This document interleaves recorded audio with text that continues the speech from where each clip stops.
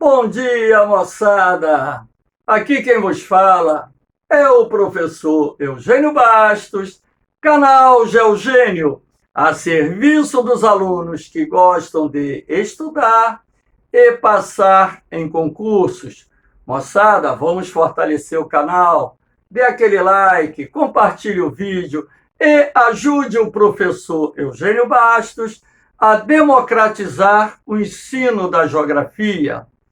Moçada, dando continuidade ao tema problemas ambientais, hoje iremos falar da destruição da camada de ozônio, do desmatamento e também do processo de desertificação, abordando as suas causas e também as suas consequências. Espero que gostem da aula e vamos ao nosso encontro de hoje. Começamos a nossa aula falando sobre a destruição da camada de ozônio. Professor, onde se encontra a camada de ozônio?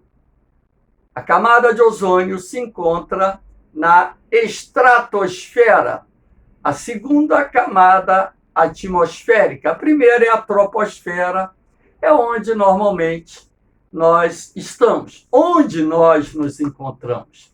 Acima da troposfera, nós temos a estratosfera, e é ali que se concentra a maior parte do ozônio existente na atmosfera do nosso planeta. Professor, qual é a importância da camada de ozônio? A camada de ozônio, ela filtra a radiação ultravioleta e, consequentemente, se esta ali não se encontrasse, provavelmente a vida como nós conhecemos não existiria em nosso planeta. E por essa razão, a camada de ozônio é de extrema importância para a nossa existência, assim como a existência de tantas outras espécies dos reinos animal e vegetal. Professor, o que determina ou vem contribuindo para a destruição da camada de ozônio? Nós temos aqui esse desenho, observem o Sol, e aqui observamos que a camada de ozônio está passando por um processo de destruição. Vamos ver o que determina essa destruição. A destruição da camada de ozônio deriva de um conjunto de fatores combinados, como, por exemplo, a poluição atmosférica, sobretudo vinculada às emissões de CF6 na atmosfera, cloro, flúor, carbono. O CFC era um gás muito utilizado em aparelhos de refrigeração, ar-condicionado, freezer, geladeiras, frigobar, também utilizado na produção de espumas, sprays, isopor, enfim. E comprovadamente, o CFC, ele destrói as moléculas de ozônio, o O3, sobretudo o cloro. Basta uma molécula de cloro para destruir várias moléculas de ozônio, de O3. A poluição atmosférica, portanto, é a causa determinante para a destruição da camada de ozônio. Na medida em que essa camada de ozônio vai sendo destruída, temos inúmeras consequências relacionadas a esse processo, onde eu destaquei aqui o aumento da incidência de câncer de pele. Então, as pessoas, sobretudo de pele mais clara, devem evitar pegar sol, de 11 às 3 horas da tarde, sobretudo nos meses de verão, onde o risco é maior para você contrair o câncer de pele. O câncer de pele tem crescido muito no mundo e a maioria dos casos se deve exatamente à exposição das pessoas à radiação ultravioleta nesse horário que eu citei. Você tem as mutações genéticas em espécies de plantas e animais, a elevação da temperatura global, ou seja, a destruição da camada de ozônio também contribui para o aquecimento global. Você tem a queda da produtividade no campo, tanto a queda da produção agrícola, como também a queda da produção leiteira. Se a camada de ozônio continuar a ser destruída, a raça humana pode ser extinta, assim como inúmeras outras espécies que habitam o nosso planeta. Nessa imagem, na cor azul, nós temos o que eles chamam de buraco na camada de ozônio. É exatamente na Antártida onde a destruição da camada de ozônio é mais intensa, sobretudo nos meses da primavera. Aí, de repente, o aluno vai ficar com aquela pulga atrás da orelha. Poxa, mas na Antártida a poluição é mínima. Lá só existem laboratórios, cientistas. Por que é na Antártida que a destruição da camada de ozônio atinge maiores proporções? Por causa dos ventos que sopram lá em cima, na estratosfera, que trazem os elementos poluentes responsáveis pela destruição da camada de ozônio para a região da Antártida. O que eles chamam de buraco na camada de ozônio, na verdade, não existe. Não existe buraco na camada de ozônio. O que existe é uma redução da espessura da camada de ozônio, e não um buraco propriamente dito. No final da década de 1970, os cientistas começaram a alertar a comunidade internacional sobre esse problema envolvendo a destruição da camada de ozônio. Foi quando, então, representantes de vários países do mundo se reuniram na cidade de Montreal e lá assinaram o Protocolo de Montreal, que levou os países ou os governos dos países a assumirem um compromisso de eliminar a produção do CFC, substituindo-o por gases menos agressivos à camada de ozônio. Mas mesmo com a eliminação da produção do CFC, o processo de destruição da camada de ozônio continua em curso. Porém, há muita dúvida referente a essa questão. Como, por exemplo, tem anos em que observa-se uma recuperação maior da camada de ozônio, tem anos em que o buraco, entre aspas, na camada de ozônio bate recordes. Então, de certa forma, isso nos leva a remeter que ainda precisamos estudar muito o comportamento desse processo de destruição da camada de ozônio para que nós possamos entender esse mecanismo e adotar as medidas necessárias para reverter todo esse processo. Vamos aqui agora estudar a questão do desmatamento.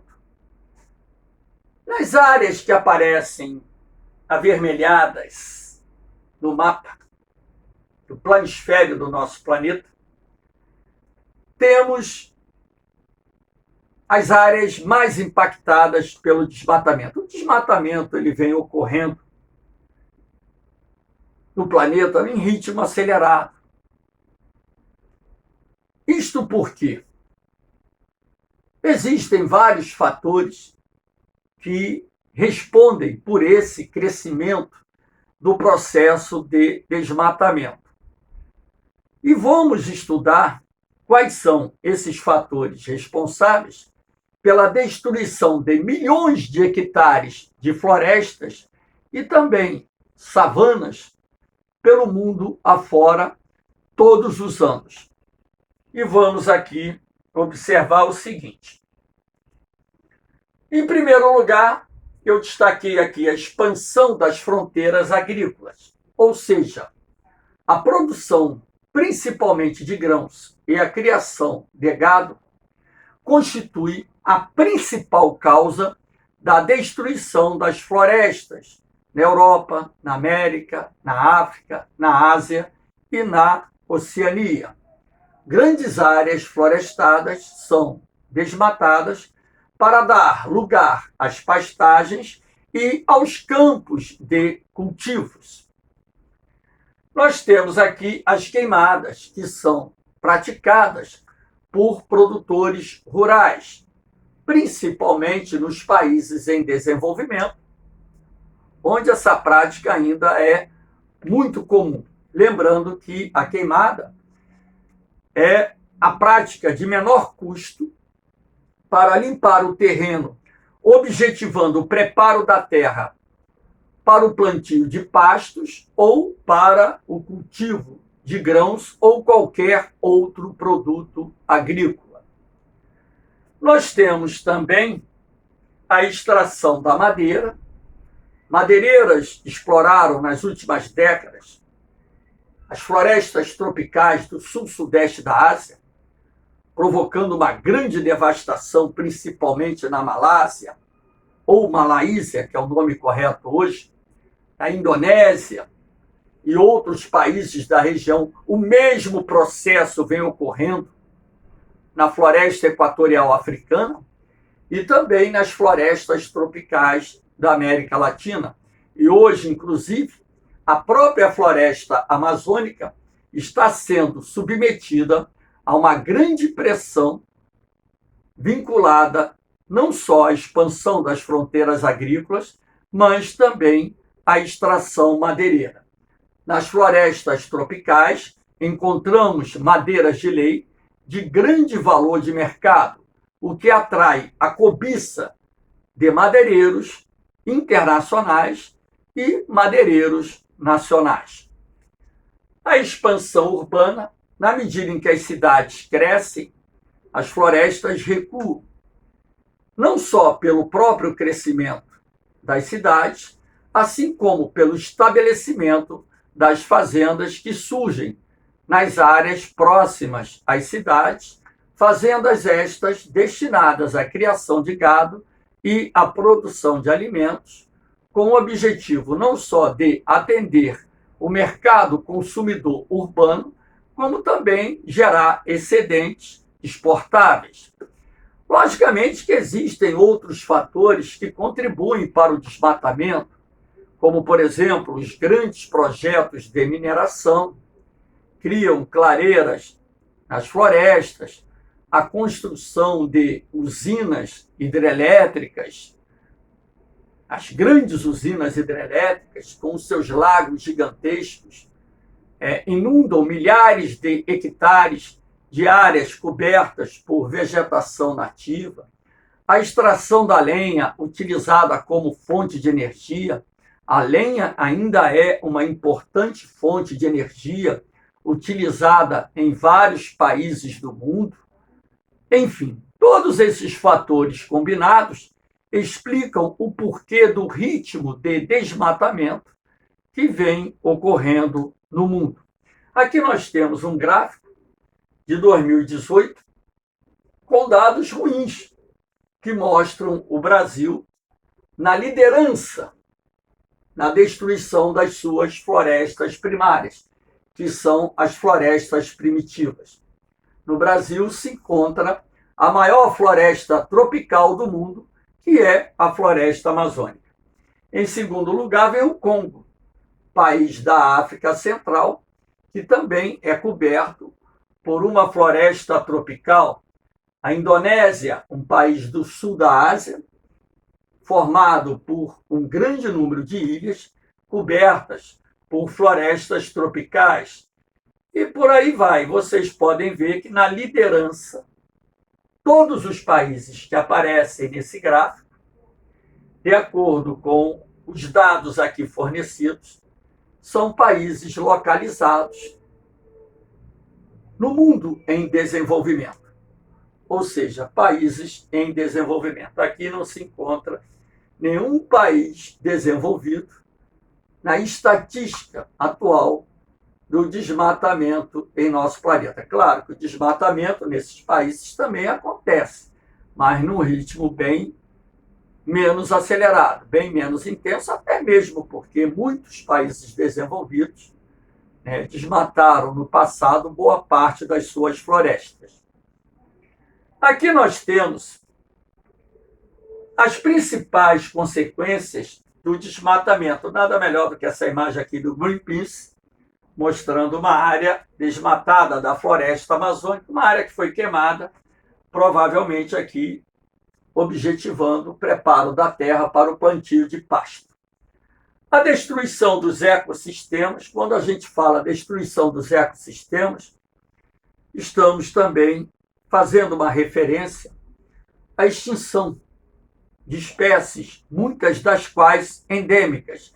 Espécies endêmicas são aquelas encontradas somente em determinados nichos ecológicos e em nenhuma outra parte do mundo você encontra essas espécies. Não só espécies endêmicas como não endêmicas estão sendo extintas e muitas já foram extintas em função desse ritmo de desmatamento. Aí você tem as mudanças climáticas. As florestas são como fábricas de chuva, entre aspas. Onde você tem floresta, normalmente você tem maior umidade, até mesmo porque as florestas, através do seu processo de evapotranspiração, contribuem para a elevação da umidade do ar. Na medida em que você vai destruindo as florestas, há uma tendência para que o clima fique mais quente e mais seco. Cientistas brasileiros já estudaram o impacto do desmatamento da floresta amazônica no clima. Nas áreas desmatadas, a temperatura subiu até 7 graus e a umidade relativa do ar caiu em até 30%. Porém, como são milhões de hectares de matas que estão sendo destruídas no mundo todos os anos, o desmatamento é um dos principais fatores, inclusive, responsáveis pelo aquecimento global em curso em nosso planeta. Aqui nós temos a erosão do solo. Quando você retira a floresta, o solo fica desprotegido e, dessa forma, a água da chuva, escoando superficialmente, vai removendo as camadas superiores do solo, promovendo assim um processo erosivo que irá gerar a degradação do solo e poderá promover ou dar origem a sérias consequências, como, por exemplo, a formação de vossorocas, que são grandes buracos ou grandes fendas que se abrem no solo, derivadas do escoamento superficial e subterrâneo da água da chuva em áreas onde os solos são argilo-arenosos, ou seja, solos pouco resistentes ao processo erosivo. Aí você tem o assoreamento dos rios. Parte desse material retirado pelo escoamento superficial da água da chuva vai parar nos rios, lagoas, lagos, baías, gerando um processo de assoreamento, ou seja, a profundidade do rio vai diminuindo na medida em que os bancos de areia vão crescendo. A fumaça liberada pelas queimadas potencializa o efeito estufa. Países, por exemplo, como Brasil e Indonésia, figuram entre os maiores emissores de CO2 na atmosfera. Só que a maior parte das emissões de CO2 na atmosfera procedentes desses países não vem da queima de combustíveis fósseis, e sim das queimadas realizadas não só em áreas de florestas, como também em áreas de savanas. Esses são os principais impactos decorrentes do desmatamento que vem se processando em várias partes do mundo. Aqui nós temos o processo de desertificação, um planisfério mostrando os riscos de desertificação. Na cor mais escura, risco muito alto. Na cor avermelhada, risco alto. Na cor amarela, risco moderado. Como vocês podem ver, o processo de desertificação vem ocorrendo em todos os continentes do mundo, exceto na Antártida, que já é um deserto gelado. Mas, professor, quais são os fatores que estão determinando o avanço do processo de desertificação no mundo? Vamos vê-los agora. Aqui nós temos o desmatamento, como eu disse, na medida em que você vai destruindo as florestas, o clima tende a ficar mais quente e mais seco. Lembrando que as florestas também evitam a degradação do solo, reduzem o processo erosivo, o processo de desgaste do solo. Na medida em que você destrói a floresta, não só as mudanças climáticas em curso, mas também a erosão do solo decorrente da retirada da mata irão contribuir para a formação dos núcleos de desertificação. Aí você tem o manejo inadequado do solo para atividades agrárias. Muitos produtores rurais não adotam as técnicas corretas de manejo do solo. E isso irá contribuir para a aceleração do processo de erosão e desgaste do solo. Sendo assim, algumas áreas, em função desse aspecto, irão passar por um processo de desertificação. As queimadas realizadas pelos produtores rurais, as sucessivas queimadas também contribuem para a maior exposição do solo, para a erosão laminar ou de lençol, que é aquele processo erosivo que se estabelece na superfície do solo, e com o passar dos anos, esse processo erosivo vai gerar desgaste, vai gerar degradação do solo, tornando-o impróprio para a produção agropecuária e contribuindo para a formação dos núcleos de desertificação. As mudanças climáticas em curso, não só aquelas decorrentes do desmatamento, mas também aquelas que derivam do próprio aquecimento global, elas contribuem para, inclusive, a alteração do regime das chuvas e também distribuição das chuvas no planeta. E isso, de certa forma, irá contribuir para a formação de desertos.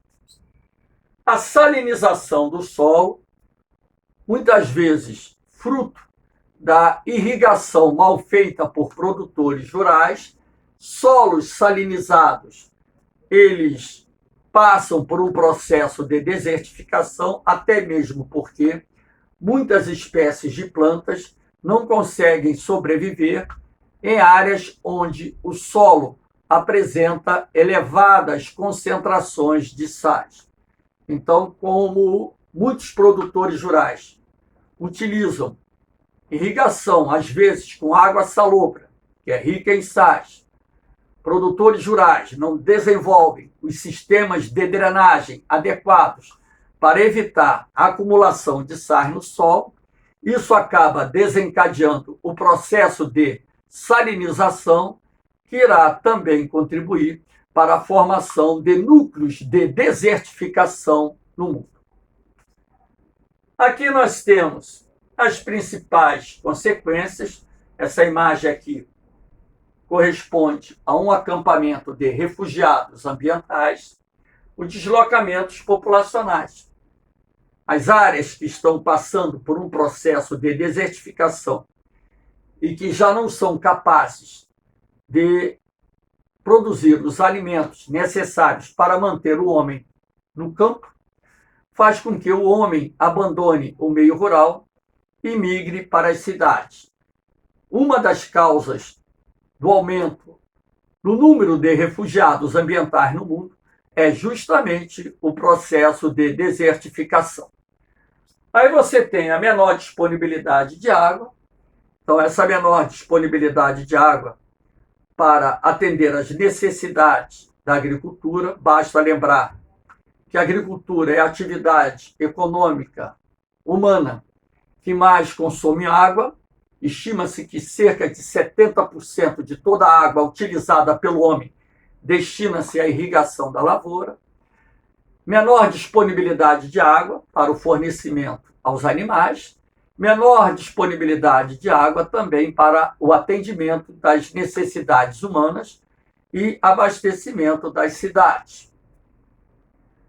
Desaparecimento de espécies, muitas espécies acabam desaparecendo, incluindo-se as espécies endêmicas, não só pela migração, como também pela morte dessas espécies, em função da expansão dos desertos.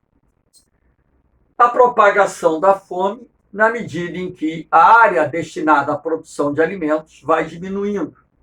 Então, continentes como, por exemplo, a África, com maior destaque para a África subsaariana, convivem com o problema da fome, que, logicamente, tem outras causas por detrás disso. A questão socioeconômica, as guerras, a utilização de técnicas arcaicas para a produção agrícola, mas também a fome é causada pelo avanço dos desertos em vários pontos do continente africano, sobretudo na África subsaariana. Não é um problema único, exclusivo da África subsaariana, não. Porém, quando se fala em fome, nós destacamos mais a África subsaariana e também o sul da Ásia, onde se concentram os maiores bolsões de miséria do mundo. E parte dessa fome é causada pelo processo de desertificação. As outras causas da fome acompanham a questão do desemprego, da má distribuição de renda, né, das políticas agrárias que priorizam as culturas de exportação em detrimento das culturas alimentares e por aí vai. Aqui nós temos o maior projeto desenvolvido pelo homem para conter o avanço do deserto no mundo, ou o avanço do processo de desertificação no mundo, que é chamado a Grande Muralha Verde, um projeto que se estende do Senegal até a Eritreia, que é um país localizado na porção oriental do continente africano. Essa faixa verde é uma faixa que tem 30 quilômetros de largura, estendendo-se por aproximadamente 8.000 quilômetros, formando uma floresta que está sendo plantada para conter o avanço do deserto do Saara. Aqui nós temos uma imagem onde você pode observar o deserto do Saara de um lado e uma área já recuperada do outro. Essa Grande Muralha Verde não tem só por objetivo conter a expansão do deserto, mas também manter o homem no campo e criar as condições para que este possa retirar os meios de subsistência da terra.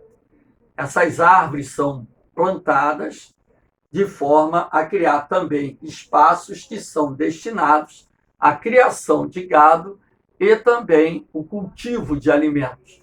É um projeto que envolve um esforço coletivo, não só da Organização das Nações Unidas, mas também dos países que se encontram na região do Sahel, que é a costa do deserto, a borda sul do deserto do Saara. E, de acordo com as previsões, daqui a aproximadamente 30 anos, a Muralha Verde já estará concluída, caso esse projeto continue avançando. O ritmo de avanço varia conforme o país e as condições de cada país. Em alguns países, o processo de recuperação está bem acelerado, em outros países, sobretudo aqueles que têm problemas étnicos, religiosos, guerras internas, aí o processo ele é mais lento, em alguns casos até interrompido durante um determinado período. Moçada, espero que vocês tenham gostado da aula. Dê aquele like, fortaleça o canal, não custa nada. Dá o likezinho, dá aquele sinal positivo. Isso fortalece o meu canal lá no YouTube. Ajude o professor Eugênio Bastos a democratizar o ensino da geografia. Eu não estou gravando essas aulas objetivando dinheiro. Meu canal não é monetizado. Tanto é que minhas aulas não tem nem comercial interrompendo elas. Não tem no início, não tem no fim, não tem no meio, não tem. Porque eu não monetizei o canal, porque é um trabalho que eu quero disponibilizar a todos os jovens interessados em aprender no final da minha carreira do magistério. São 40 anos dando aula, ajudando os alunos a se prepararem para os concursos militares, vestibulares, escolas técnicas. E agora, em agradecimento, eu estou disponibilizando essas aulas para aqueles que, de repente, não têm condições de terem, por exemplo, aulas gratuitas, como estão sendo apresentadas aqui no YouTube. Conto com a ajuda de vocês.